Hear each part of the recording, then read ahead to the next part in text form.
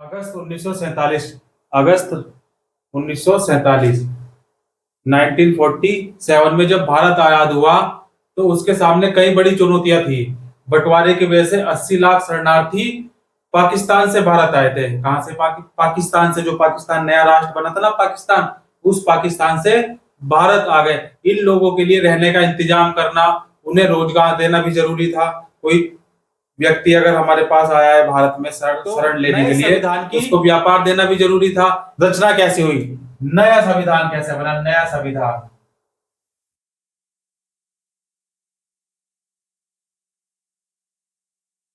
नया संविधान कैसे बना? दिसंबर 1946, 1946 से लेकर नवंबर 1949 तकरीबन 300 भारतीयों ने देश के राजनीतिक भविष्य के बारे में लंबा विचार विमर्श किया। यद्यपि इस संविधान सभा की बैठकें कहां पर हुई? नई दिल्ली में।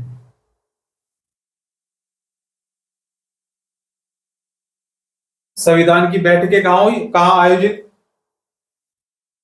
की गई थी? नई दिल्ली में की गई थी। परंतु इसके सदस्य पूरे देश में फैले हुए थे और वे बहुत सारी राजनीतिक पार्टियों के प्रतिनिधि थे। इन्हीं चर्चाओं के फलस्वरूप भारत का संविधान लिखा गया, जिसे 26 जनवरी 1950, कब? 26 जनवरी 1950, 1950 को लागू किया गया। हमारे संविधान की एक खासियत यह भी थी कि उसमें सार्वभौमिक वयस्क मताधिकार का प्रावधान किया गया था। इसका मतलब यह है कि 21 साल, भाई मतदान करने की आयु कितनी? 21 वर्ष। वोट देने की आयु कितनी?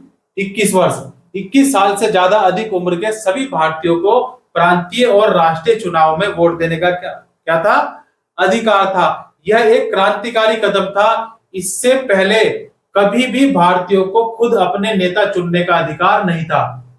आजादी से पहले अपने नेता चुनने का भारतीयों को कोई अधिकार नहीं था। ब्रिटेन और अमेरिका जैसे अन्य देशों में जनता को यह अधिकार टुकड़ों टुकड़ों में ही दिया गया था। किसमें? टुकड़ों टुकड़ों में ही दिया गया था। वहां सबसे पहले संपन्न पुरुषों को वोट देने का अधिकार था। जो पुरुष क्या थे? संपन्न थे, उनको वोट देने का अधिकार था। इसके बाद शिक्षित पुरुष आते थे मताधिकार की सूची में। मजदूर पुरुषों को काफी लंबे संघर्ष के बाद यह अधिकार मिला। कौन सा? वोट देने का अधिकार मिला। किसको? जो पुरुष कैसे थे? मजदूर थे, उनको काफी लंबे संघर्ष के बाद वोट देने का अधिकार मिला। और महिलाओं को सबसे अंत में मताधिकार दिया गया, और वह भी लंबे जुझारू संघर्ष के बाद महिलाओं को। इसके विपरीत भारत में आजादी के कुछ समय बाद यह फैसला ले लिया गया था कि देश के सभी स्त्री पुरुष, क्या फैसला लिया गया? कि देश के सभी स्त्री पुरुष, देश के सभी स्त्री और पुरुष, सभी स्त्री और पुरुष को यह अधिकार दिया जाएगा, भले ही वे अमीर हों या गरीब हों, पढ़े लिखे हों या अनपढ़ हों, सभी को, देश के सभी स्त्री पुरुषों को यह अधिकार दिया जाएगा।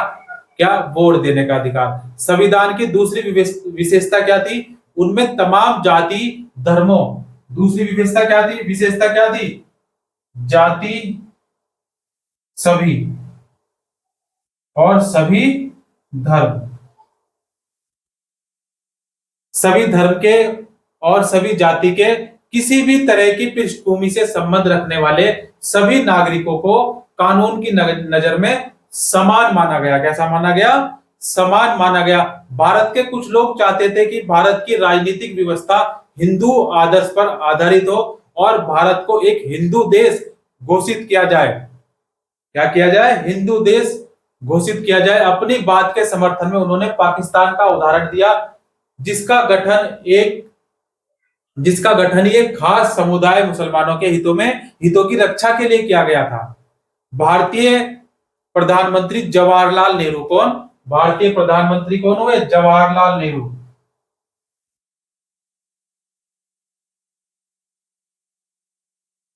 जवाहरलाल नेहरू का स्पष्ट मत था कि भारत हिंदू पाकिस्तान नहीं बन सकता। भारत क्या था इनका मत? स्पष्ट मत था कि भारत हिंदू पाकिस्तान राष्ट्र नहीं बन सकता और ना ही बनना चाहिए। मुसलमानों के अलावा भारत में सिख और ईसाई को भी बड़ी संख्या थी। भारत में मुसलमानों के अलावा भारत में क्या था? सिख और ईसाई की भी बड़ी संख्या थी। इनके अलावा पारसी भी थे, जैन भी थे तथा अन्य धर्मों के लोग भी थे। नए संविधान में इन सभी समुदायों के लिए क्या किया गया? सभी लोगों को, समुदाय के सभी लोगों को अन्य सुविधाएं भी दी गई या नहीं दी गई? देखो, सब समुदाय के सभी लोगों को भी वही अधिकार दिए गए जो अधिकार हिंदुओं को दिए गए थे। जो अधिकार हिंदुओं को दिए गए थे, चाहे सरकारी या निजी क्षेत्र की नौकरियों का यह सवाल क्यों ना हो या कानून से संबंधित कोई मामला क्यों ना हो, इन सभी समुदाय के लोगों को भी वैसे ही अवसर देने का प्रावधान किया गया जैसे हिंदुओं को दिए जा रहे थे। संविधान की तीसरी विशेषता क्या थी? तीसरी विशेषता थी कि इसमें समाज के निर्धन और सबसे वंचित तबकों के लिए विशेष सुविधा की व्यवस्था की गई थी। भारत के सम्मान को कलंकित करने वाली छुआछूत, कौन सी? छुआछूत,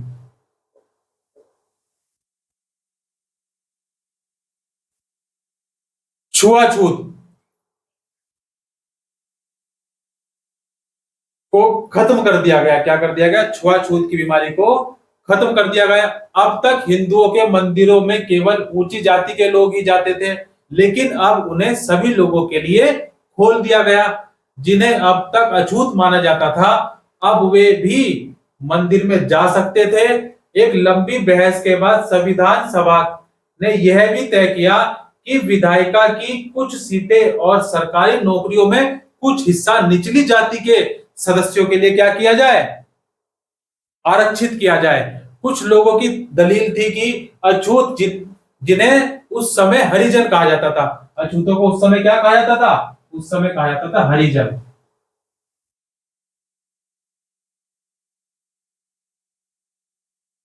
उस समय हरिजन कहा जाता था। उम्मीदवारों के पास इतने अंक या शैक्षणिक योग्यता नहीं होती कि वे भारतीय प्रशासनिक सेवा में जैसी प्रतिष्ठित नौकरियां पा सके। परंतु जैसा कि संविधान सभा के सदस्य H.J.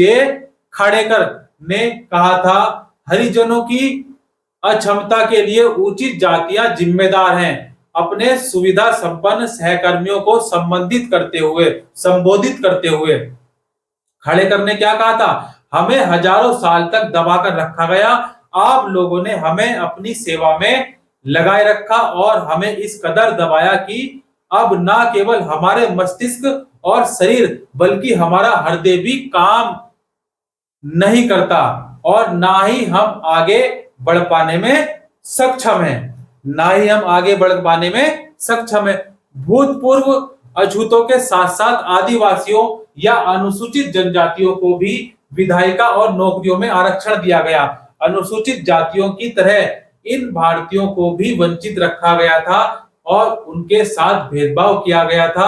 आदिवासियों आधुनिक स्वास्थ्य सुविधा और शिक्षा से वंचित थे। उनकी जमीन और जंगलों पर समुदाय से बाहर के ताकतवर लोगों का कब्जा होता जा रहा था। किसका?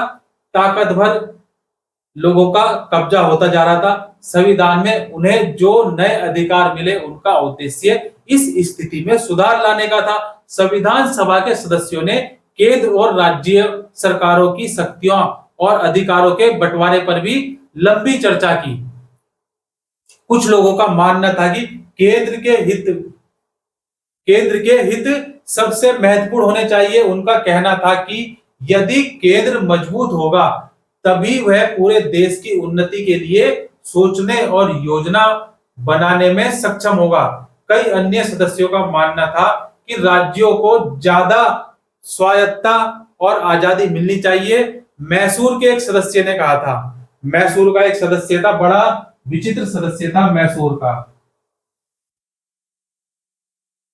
क्या कहा था मैसूर के सदस्य ने कि मौजूदा व्यवस्था में लोकतंत्र दिल्ली केंद्रित है और इसलिए बाकी देश में वह इसी भावना और अर्थ में साकार नहीं हो रहा है। मद्रास के एक सदस्य ने कहा, फिर मद्रास मद्रास प्रेसिडेंसी थी ना, क्या कहा, क्या आग्रह किया, मद्रास के एक सदस्य ने आग्रह किया कि राज्य स्तर पर लोगों की कुशल क्षेम का प्रारंभिक भार भारतीय सरकारों के ऊपर होना चाहिए। किसके ऊपर होना चाहिए? भारतीय सरकार के ऊपर होना चाहिए। इन मतभेदों को दूर करने के लिए संविधान में विभिन्न विषयों को 3 सूचियों में बांटा गया। संविधान को कितनी सूची में बांटा गया? संविधान को 3 सूचियों में बांटा गया। 3 सूची। वो 3 सूची कौन कौन सी थी? 3 सूची, 3 सूची में क्या कर दिया गया? बंटवारा कर दिया गया संविधान के विभिन्न विषयों को 3 सूची में। कौन कौन सी थी? एक तो थी केंद्रीय सूची,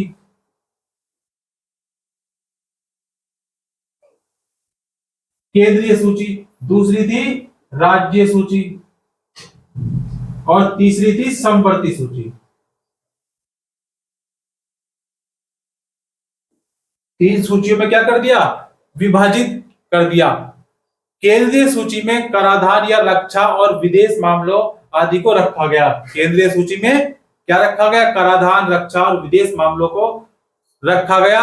और ये ऐसे विषय थे जो केवल केंद्र सरकार के अधीन थे। किसके अधीन थे? केवल केंद्र सरकार के अधीन से। राज्य सूची में शिक्षा और स्वास्थ्य,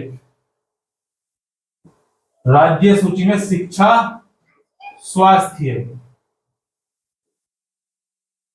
रखा गया, जिसकी जिम्मेदारी, जिनकी मुख्य जिम्मेदारी किसकी होगी? राज्य सरकार के ऊपर थी। किसके ऊपर थी? राज्य सरकार के ऊपर थी। समवर्ती सूची में वन एवं कृषि आदि ऐसे विषयों को रखा गया जिनके बारे में केंद्र और राज्य सरकारें दोनों संयुक्त रूप से फैसला ले सकती थी। भाई केंद्रीय सूची में कौन फैसला ले पावर किसके हाथ में थी? केंद्र के हाथ में थी। और राज्य सूची में पावर किसके हाथ में थी? राज्य के हाथ में थी। लेकिन जो समवर्ती सूची थी, ये पावर किसके हाथ में थी? समवर्ती सूची में, समवर्ती सूची में केंद्र और राज्य सरकार दोनों संयुक्त रूप से क्या कर सकती थी? फैसला ले सकती थी। संविधान सभा में भाषा के सवाल पर बड़ी तीखी बहस हुई।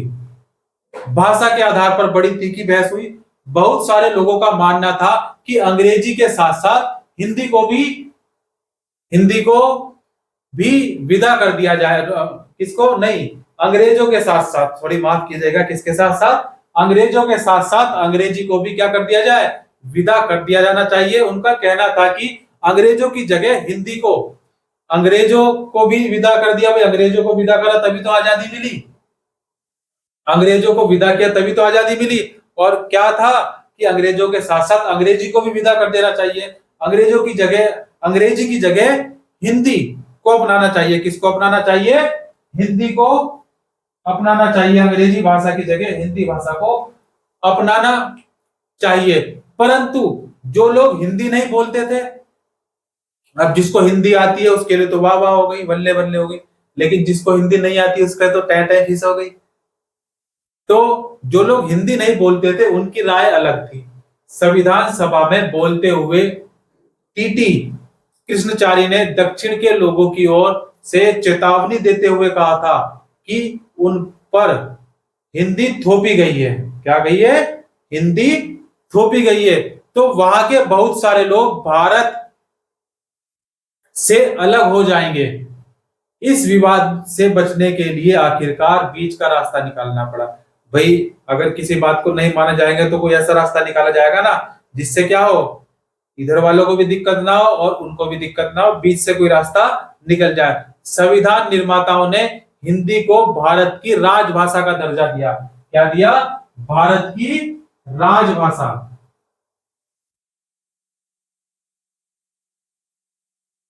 हिंदी को क्या दिया? भारत की राजभाषा का दर्जा दिया। जबकि अदालतों, सेवाओं या विभिन्न राज्यों के बीच संचार आदि के लिए अंग्रेजी भाषा का इस्तेमाल करने का फैसला लिया कि जितने भी अदालत के काम होंगे, सेवाओं के काम होंगे, विभिन्न राज्यों के बीच संचार आदि होगा, वो उसकी भाषा क्या होगी? उसकी भाषा अंग्रेजी। क्या होगी? अंग्रेजी। ये फैसला लिया गया। संविधान की रचना में बहुत सारे भारतीयों ने योगदान दिया था। इसमें से बहुत महत्वपूर्ण योगदान संभवतः किसने? डॉक्टर भीमराव अंबेडकर, जिनकी 14 अप्रैल को कल जयंती भी थी ना, अंबेडकर जयंती थी कल, बहुत हर्षोल्लास के साथ मनाई गई अंबेडकर जयंती। तो डॉक्टर भीमराव अंबेडकर का था योगदान, महत्वपूर्ण योगदान किसका था? Doctor Bhimrao Ambedkar, B R Ambedkar.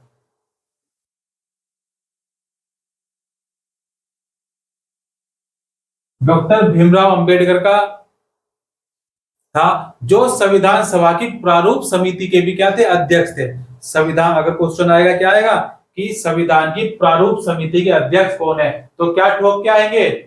Doctor Bhimrao Ambedkar. और जिनके नेतृत्व में दस्तावेज को अंतिम रूप भी दिया गया था। क्या दिया गया? दस्तावेजों को अंतिम रूप दिया गया था।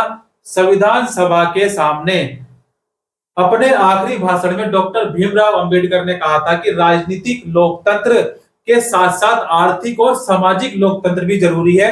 यदि लोगों को वोट डालने का अधिकार दे दिया जाता है तो इससे अमीरी, गरीबी या ऊंची और नीची जातियों का फासला अपने आप खत्म नहीं हो जाएगा। उन्होंने कहा कि नए संविधान के साथ साथ भारत अंतः विरोधियों के एक नए युग में प्रवेश करता जा रहा है। राजनीति में हमारे पास समानता होगी और सामाजिक व आर्थिक जीवन में हमें समानता की राह पर चलेंगे, असमानता की राह पर चलेंगे। राजनीति में हम एक व्यक्ति, एक वोट और एक मूल्य के सिद्धांत का पालन करेंगे। क्या करेंगे?